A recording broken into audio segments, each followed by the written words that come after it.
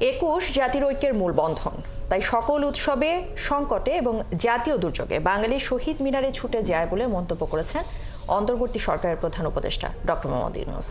বাংলা একাডেমিতে বিকেলে বইমেলার উদ্বোধনী অনুষ্ঠানে তিনি এই মন্তব্য করেন।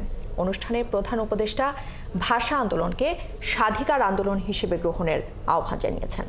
আরও জানাচ্ছেন মুজাহিরুল হক রুমেন। প্রতি বছরের মতো এবারও ফেব্রুয়ারির প্রথম দিনেই বাংলা একাডেমি ও সোহরাওয়ার্দী উদ্যান জুড়ে শুরু হলো বইমেলা। সব প্রস্তুতি শেষে ১ ফেব্রুয়ারি বিকেলে প্রধান উপদেষ্টা ডক্টর মোহাম্মদ ইউনূস বইমেলার আনুষ্ঠানিক উদ্বোধন করেন। উদ্বোধনী অনুষ্ঠানে প্রধান উপদেষ্টা জানান, বরকত সালাম রফিক জব্বারের বুকের রক্তে যে অঙ্গীকার মাখা ছিল, তাতে জুলাই অভ্যুত্থানের বিস্ফোরণের শক্তি অর্ধশত বছর পরও প্রতিফলিত হয়েছে। বরকত সালাম রফিক জব্বারের বুকের রক্তে যে অঙ্গীকার মাখা ছিল, তাতে ছিল জুলাই অভ্যুত্থানকে নিশ্চিত করার মহা বিস্ফোরক শক্তি। অর্ধ শতাব্দী পর এই মহা বিস্ফোরণ গণ অভ্যুত্থান হয়ে দেশ পাল্টে দিল।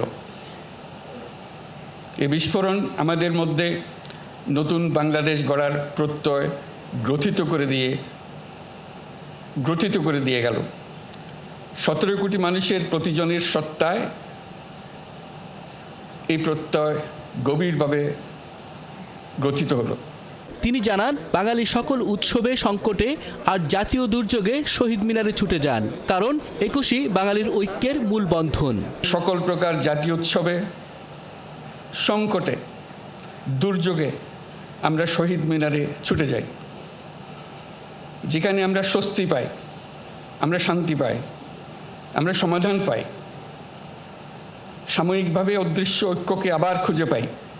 ২১-এর ভাষা আন্দোলনকে আরও গভীরতর প্রেক্ষিতে স্বাধিকার আন্দোলন হিসেবে গ্রহণ করে দেশে বিদেশে সকল ক্ষেত্রে বাঙালির অর্জনকে পুরস্কৃত করার মাধ্যমে স্বীকৃতি দেওয়ার আহ্বান জানান প্রধান উপদেষ্টা। আমরা যদি ২১-এর ভাষা আন্দোলনকে আরও গভীরতর প্রেক্ষিতে স্বাধিকার আন্দোলন হিসেবেও দেখি, তাহলে অমর ২১-এর গণ্ডি বৃহত্তর হয়ে দাঁড়ায়।